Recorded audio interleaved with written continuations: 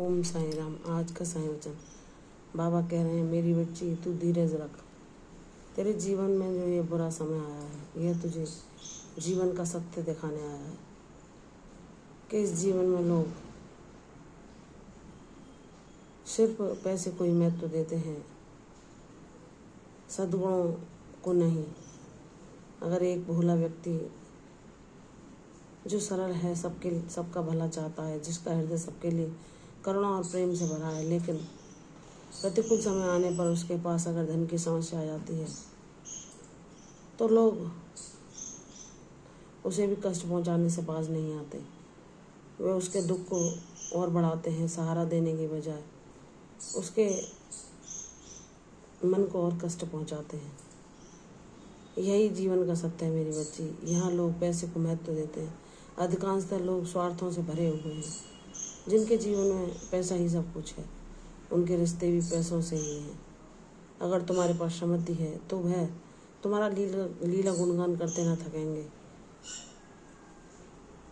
और अगर तुम्हारे पास तुम बहुत अच्छे व्यक्ति हो, बहुत अच्छे हृदय के व्यक्ति हो, सबका भला चाहते हो, लेकिन तुम्हारे पास धन संपदा की कमी है और तुम्हें विपरीत समय आने पर समस्याओं ने घेर लिया है, तो वह स्वार्थी कपटी लोग तुम्हें और कष्ट पहुंचाएंगे, हर पल तुम्हारी बुराई करेंगे और तुम्हारे समस्याओं को बढ़ाने का प्रयास करेंगे। यही जीवन का सत्य है मेरी बच्ची। अगर हमारे जीवन में दुख आते हैं तो हमें प्रभु का आभार व्यक्त करना चाहिए, क्योंकि वे हमें ईश्वर के नज़दीक पहुंचाते हैं। हम उनको करुण भाव से पुकारते हैं, उनको जान पाते हैं, उनका अनुभव कर पाते हैं। जैसे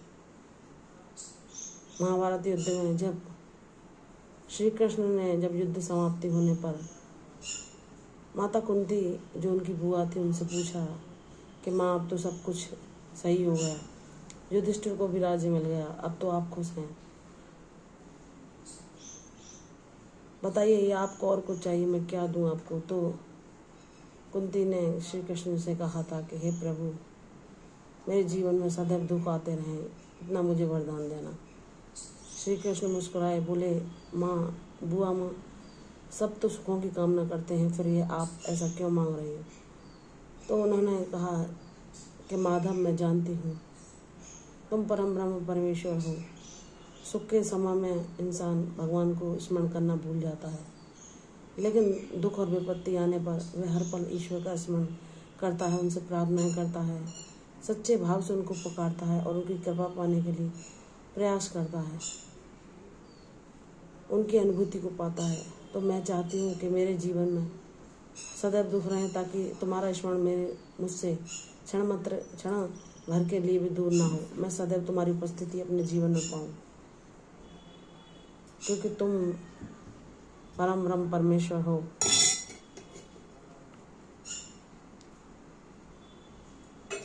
तो प्रभु ने मुस्कुराते हुए कहा था कि बुआ, आप ज्ञानी हैं। लोग इस संसार चक्र में घूमते रहते हैं, लेकिन इस सत्य को नहीं पहचान पाते कि यह जगत तो मिथ्या है, केवल ईश्वर का साथ ही सच्चा सुख है।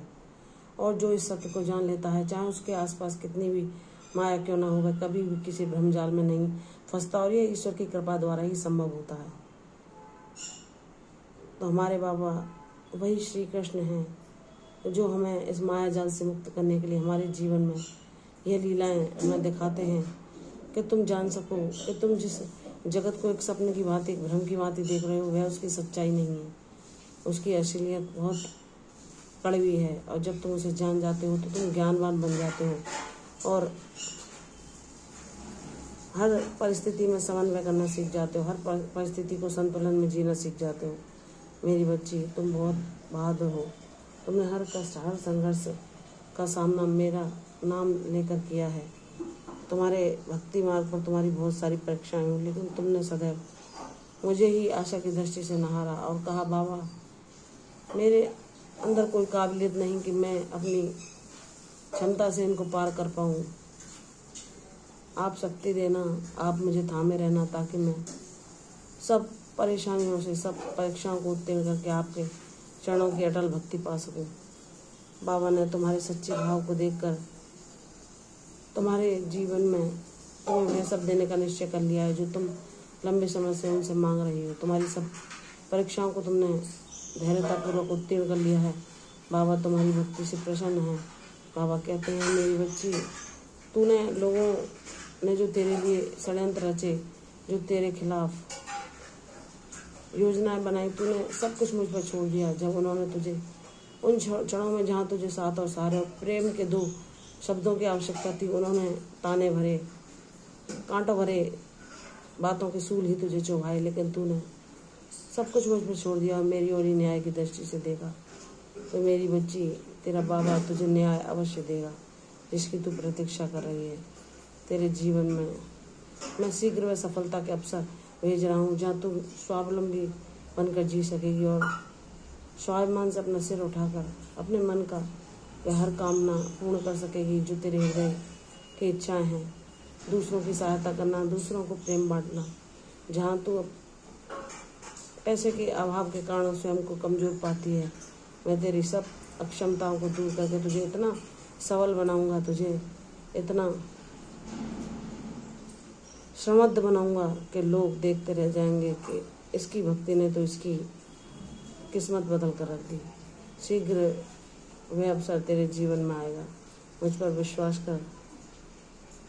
अब मेरी कृपा तुम पर शीघ्र बरसने वाली है। विश्वास रखो, तुम्हारी प्रतीक्षा का शीघ्र अंत होगा और तुम वह खुशखबरी जल्दी सुनोगे जिसका तुम्हें इंतजार है। मुझ पर विश्वास करो, सारे सपने सच होंगे। कल फिर आऊंगी साईं में, तब तक के लिए ओम साईं राम।